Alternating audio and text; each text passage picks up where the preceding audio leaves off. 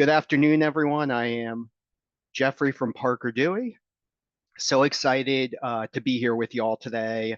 Don't know if you heard about us from university partners or directly from Parker Dewey, but really excited to talk about how organizations are transforming and enhancing their early career recruiting processes using experiential recruiting and micro internships. Again, we're going to spend about a half hour talking about these topics. And as I said, we'll be recording this and sharing slides. Please use the chat along the way. If you have questions, thoughts, comments, we'll try to answer them. So for today, we're gonna talk about a few things. We're going to cover how companies are starting the recruiting season this year with a pipeline of candidates aligned to their goal, how they're attracting candidates. We'll talk about how we're seeing companies really what they're doing right now to improve sourcing and selection as we talk about some actionable strategies that you can apply right now. And again, we'll hit some Q&A. Real quickly, as background, for those of you who aren't familiar with Parker Dewey, we've been around about a decade. Since our founding, we have been 100% focused on creating real experiential recruiting opportunities for employers to engage, assess, and build relationships with prospective early career candidates and really use a skills-first framework to see them in action to improve hiring outcomes. This experiential recruiting approach that we're going to talk about is time tested and proven. This is not some newfangled thing. What we've done at Parker Dewey over the past decade is improved it and made it accessible and applicable for early career hiring. We've also done it in a way that removes the friction and paperwork and hassle that usually exist, making it easy for you as employers to capture the data that you need and respond to the changing needs. And again, this platform captures a ton of data, data that can help improve early career recruiting and data that can't be found anywhere else, data that helps you engage candidates that are aligned to your role and see how interested they authentically are in your organization. This is just so top of mind right now, given the application avalanche, AI applications, and everything else. Data that's going to provide you with insights on skills that we know are key for great hires. Again, communication, problem solving, and grit, but we also know these skills are tough to determine in the normal recruiting process. And data that aligns with the strategic goals of your organizations, aligns not just to what you need, but what CHROs and business line leaders and even CEOs and CFOs are focused on. And again, doing this in a way that directly benefits the hiring managers and provides you with the actionable insights you need right now. And to be direct, it's how college students and recent grads want to be recruited. So real quickly, we're going to hit some of the challenges that we're addressing. Again, these are things that you're probably feeling. We know traditional early career hiring processes aren't working. 71% of students say the process doesn't let them demonstrate their skills, and it continues to show with what you're feeling, with 45%, nearly half of students leaving their first job within the first year, either by their choice or by the company's choice. And we know the cost of getting it wrong is so high. Cost per hire continues to rise. And again, what's ironic is the one-click job applications were supposed to address this, but it's actually only made the cost higher and has made the process more difficult as we get inundated with resumes. Employers are still spending tremendous amount of time trying to guess which applicants actually have interest, and they're struggling to drive interest from candidates that align to their needs. Again, they get the volume, but they're having difficulty finding that person with the right geography and skill set and timing. What that means is they're spending time and resources on candidates who ultimately don't convert and don't stay.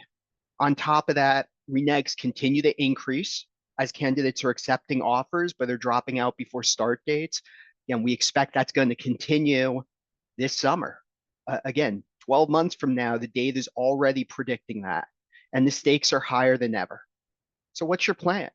Instead of hoping candidates stay, how can you assess the fit earlier in the process? Instead of relying on the static resumes or one-click job applications, how can you evaluate candidates based upon real work? What we're going to talk about is how this approach lets you engage and assess those candidates before making the major hiring investment or even the investment of your time. And again, we know the status quo is expensive and frustrating, and it doesn't need to be. By looking beyond the traditional playbook, companies have candidates who are already excited before they set foot on the career fair. Students who want to come to the info session, even if they never heard of the company before. They can reach first and second year students when these students are most hungry to explore career paths and companies and industries and roles, or students that are perfect for those last minute requests we know hiring managers always make.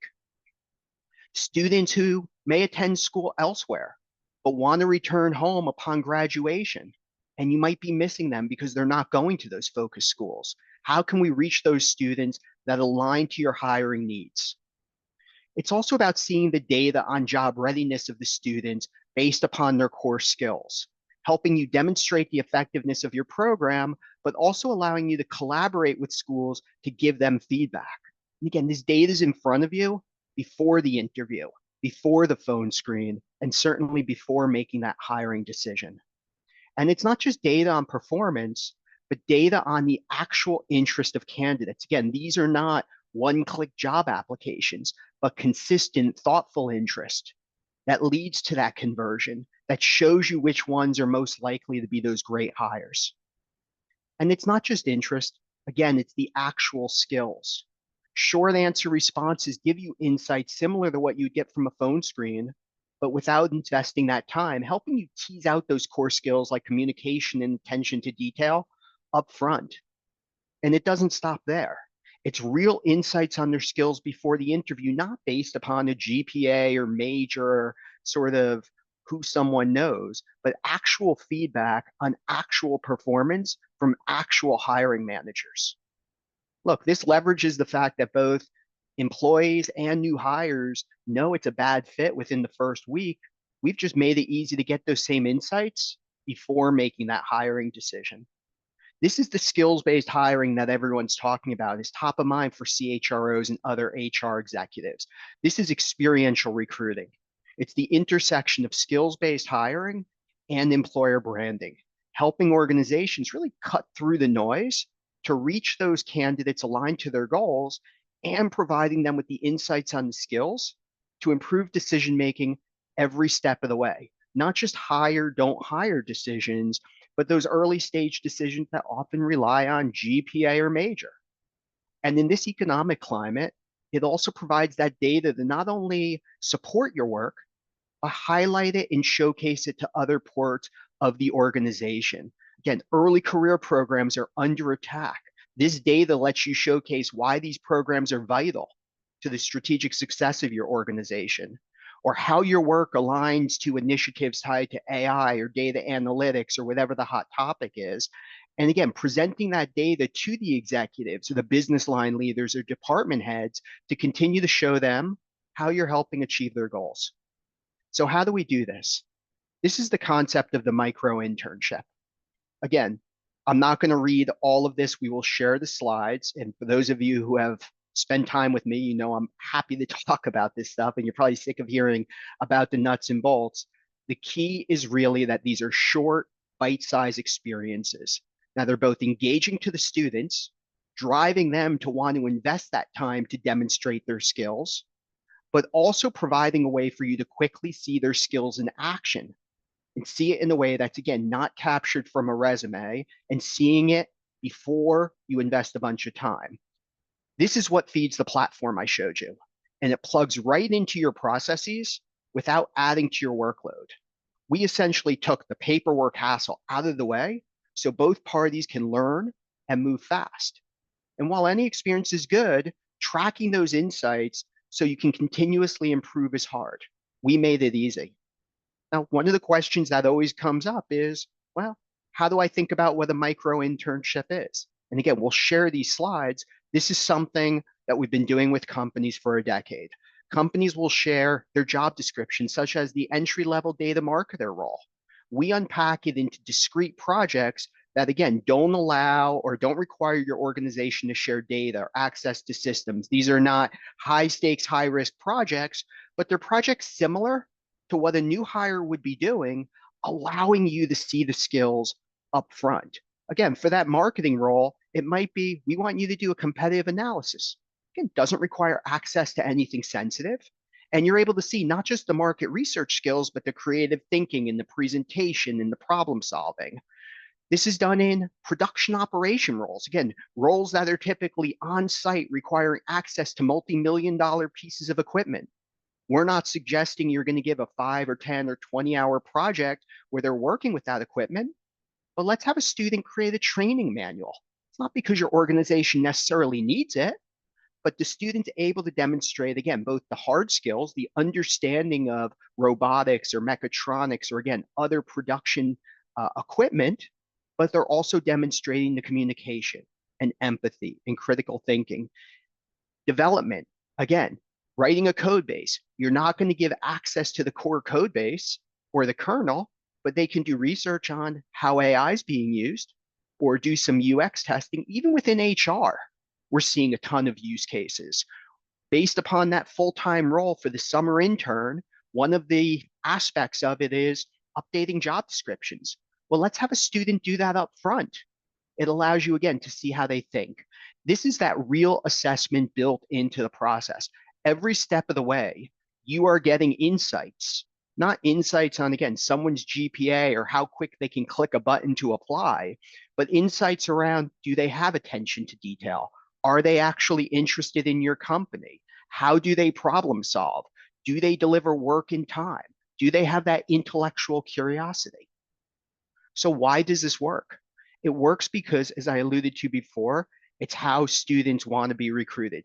95% of students said these real short-term experiences are the best way for them to learn about organizations and also demonstrate their skills. And for organizations, it really fits throughout your process. Whether you're starting to think about how do we build that student brand on campus, that general awareness. It could be because your company doesn't have that same brand recognition of a Google or an Amazon, or maybe you're Nike.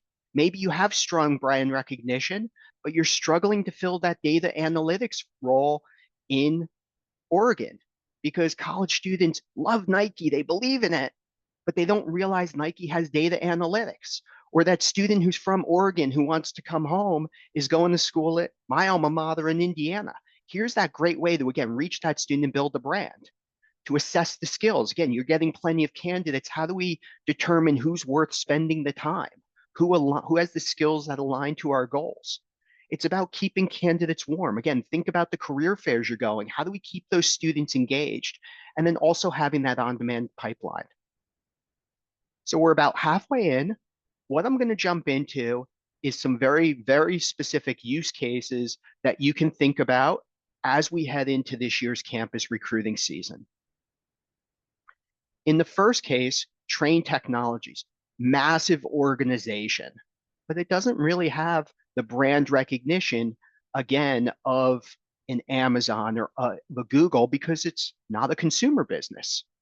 Part of the reason they also shared that their early career program is so stressful for the internal team is, I think one of the quotes was, it feels like we're constantly running a series of races. The race to get candidates to come to the career fair, the race to get applicants, the race to get offers accepted. And it's constant, constant. It's the interns, then full-time, then renegs, then the last minute manager. Train saw this challenge and decided it didn't need to be that way. They wanted an always-on pool of candidates that they can pull from as needed. And they wanted to do it without feeling like they were constantly on that hamster wheel. So one of their ideas was a campus ambassador program. And again, this is nothing new. I'm sure many of you have these programs already. Train was to get out a bit differently. Instead of using former interns or full-time hires or other people who are already engaged as ambassadors, what they decided to do is they recognized the ambassador program itself could be a great way to recruit new students. Again, students who may not have been aware of Train or might not thinking of that role. They also wanted to do it in a way that didn't create internal friction within the organization or internal burdens, especially since it was a new initiative. So what they wound up doing is they use micro-internships to bring on students from a breadth of different majors to do the normal ambassador stuff. Again, finding the clubs, helping with the events, sharing the inside scoop with Train on what's going on campus.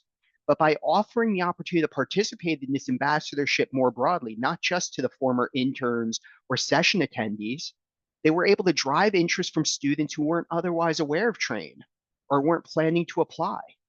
So the given school, not only did they have sort of the one or two ambassadors who had former work with them, but they also had all of those students who applied to the ambassadorship. And it wasn't just, again, the names and the resumes and the one click applications. They had real insights on every one of those students who applied. And again, we're going to dig more into this. But what you can see here is Train, when they get a last minute request for an engineer with ties to the state of Indiana, that student's already engaged. And they can also, again, see that level of interest because it's not a one click application. It's the actual level of engagement with insights on the skills. And this is before setting foot on campus and without that rush to quickly post the job and get the candidates to apply. Now, while this works anywhere, Train started this program on campuses where it already had a presence in the relationship, which I guess brings us to that next question. What about those candidates who might be getting missed? Global medical device company Smith Nephew is a great example.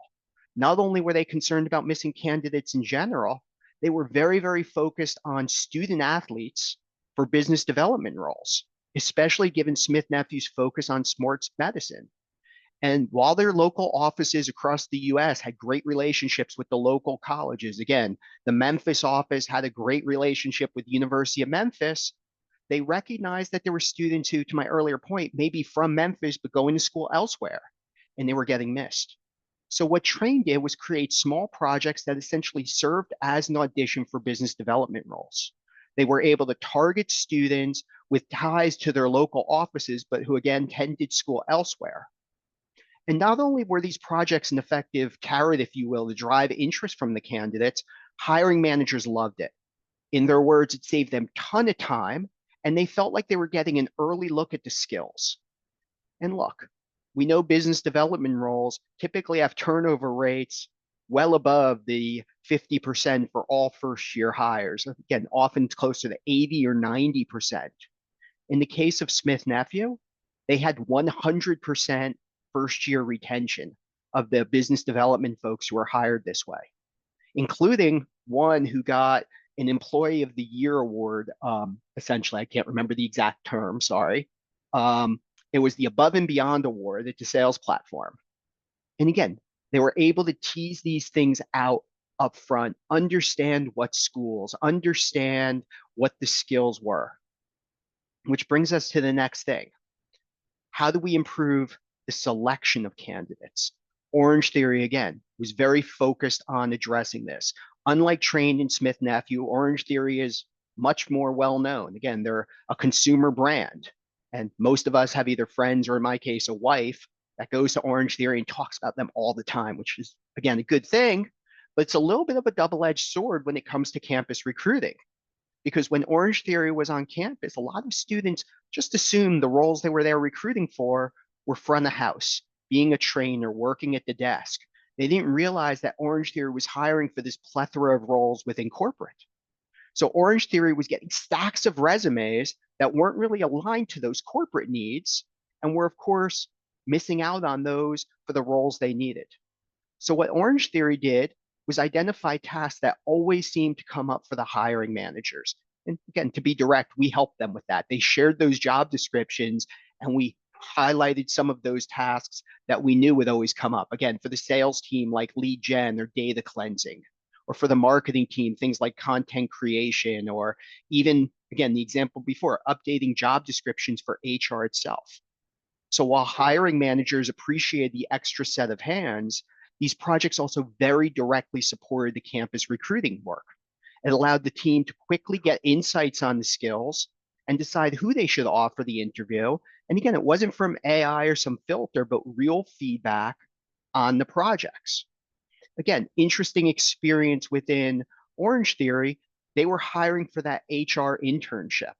They selected two students. One of the students was an HR major with a 3.9 GPA from a super prestigious school.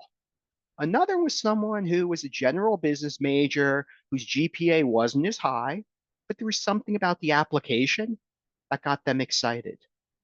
I'm sure you can guess where I'm going, but if you look at the work product the two students submitted, guess which is which? The one at the top was that HR major. The one at the bottom was the person who, in the words of the hiring manager, was probably someone we normally wouldn't have even interviewed just given the stack of resumes. They wound up ultimately hiring that student for a summer internship. She did an amazing job, and she's still with them in that full-time HR role.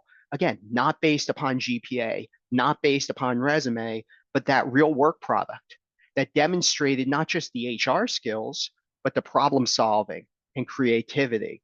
Now, again, it's certainly great to find that candidate from a school you may not have recruited at before, or a student that may have gotten missed because it's a different major. But what about those schools where you do have great relationships? When you know that you need individuals from certain majors because they're more technical? Well, that's what HCA, the large healthcare network, had. Again, it's one of the preeminent healthcare organizations that spent years building great relationships with colleges. And while competition for top talent is always tight, in healthcare, it is a massive issue. Not just doctors and nurses, but other areas of allied health. Again, X-ray technicians and the like. It's also true for those supporting roles like medical billing or healthcare related HR. So what HCA was focused on doing was how do we reach students earlier? How do we get to know the students beyond, again, showing up at the club and being at the career fair? And how do we keep those students warm during that first and second year, especially since their internships were really only for rising seniors? They were also thinking about the students who might not be interested in healthcare yet. Again, the finance student that wasn't thinking about that space. Now, again, what I love about what HCA did is it was so closely aligned to what they were already doing on campus. When students were attending the career fair, they were using these projects to, again, keep them engaged afterward and to see the skills. Again, whether it was a second year where HCA was focused on driving interns or a junior or senior, they wanted to keep warm and assess before the interview. Even before the career fair, they were highlighting these opportunities, again, driving that interest. And again, the data is there. HCA could immediately download the list of students who expressed interest before they set foot on campus. These are the students they wanted to make sure to invite to the events they were hosting, the students they wanted to make sure to meet when they were there. And again, getting insights on their skills before looking at a resume, before watching the video interview, before doing that phone screen. Which brings us to our last example, which kind of ties it all together, Xylem. Xylem, an amazing Fortune 500 company that very few of us have heard of. They are also very, very, very focused on data. Every discussion internally uses data to make decisions, all of which ultimately flow up to the CEO and his key metrics. So in addition to HR trying to make the internal case to expand early career programs, they were focused on how to make that case in a way that aligns to those larger corporate objectives. Again, same challenges that some of the earlier companies had about how do we find students from certain towns or how do we collaborate with the ERGs. And again, not just showing up at the events, but actually building those relationships. So what Xylem did is they piloted a really small program with one department, but they quickly expanded. What they found was they could have forced it out. They could have pushed those other departments to do it, especially given they had the executive support and were able to show 70% cost savings. But instead, other departments were proactively coming to them asking to participate. How often does that happen? Where departments are coming to the HR team saying, I want to be part of this new program. Well, it's because of the data. It's because they were getting great candidates, not just in Washington where their headquarters were, but those other locations, Texarkana, Auburn, New York, Rockford, Illinois. They had the cost metrics. They were able to show what their cost was, whether it was what they were spending per school, what they were spending per hire, and they were able to look at it tied to their other initiatives. One of the other things they were focused on is, again, ensuring there's equitable pathways into the organization. The representation number you can see in the upper right, again, this is public info. They were able to say, we're missing out on great candidates. How can we do more? And they didn't have to wait a year. They didn't have to wait 2 years. Within 3 months, they had all of the data to understand what they could do more to improve those outcomes. And again, this is about data to make the right decisions and data points that can be quickly impacted, not ones that take an entire campus recruiting season or a 50 or $100,000 plus investment to see if they work, data that's immediate. And again, my colleague Michelle did a session at NACE earlier this year on the data. Well, again, happy to share more around that. So how do we get this data and implement the best practices? Well, this is what we built. It's a tool that lets you, again, every step of the funnel. It lets you reach students from across schools. It lets you engage them and assess them and get insights. And it leads to, ultimately, the outcomes that matter. You're seeing students from underrepresented populations, not just racial or demographic, but we also look at things like first gen, veteran, Pell eligible. The cost per hire numbers are insane. 40 to 80% savings just in dollars. That doesn't even take into account the time savings that organizations have shared. And when the hiring decisions are made, it's the right decision. Now, again, we've made this really easy and cost effective. There's also a program called Gigs for Good through partnerships with some of the organizations you can see at the bottom, and these are just a few. 100% of the cost is covered. No cost to you. You get free micro-internships. It's a set number depending on which program. And again, we're happy to answer questions about any of those and work with you to get you hooked up with the right one. And again, we take care of all of it behind the scenes. There's no application. It's not a reimbursement. We just understand the goals. And for instance, if you're very focused on AI, the IBM Skills Build program is perfect. If you're based in Indiana, great opportunity. If you're trying to do more with community colleges, the program Nova's running is unbelievable, but we take care of all of it for you. And not only does this cover the cost of the micro-internships, it also covers the cost of access to the platform for a period of time. You get all of this data at your fingertips. You get to see it in action without making any investment. So how do we get started?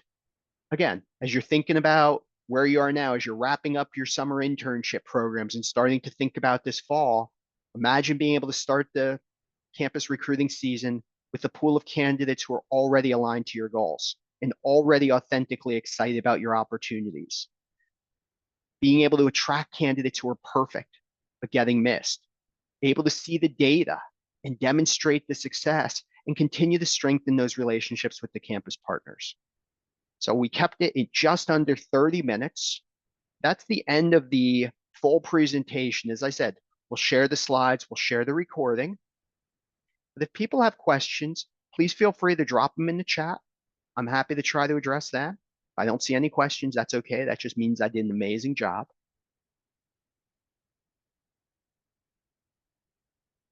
Questions, thoughts, feedback, ideas, things you're concerned about. Don, I'm going to call you out because I see your name and I have not talked to you in forever. Don is an incredible entrepreneur and CEO who I had the pleasure to work with in a prior life. Don, this is great. Thank you, Don.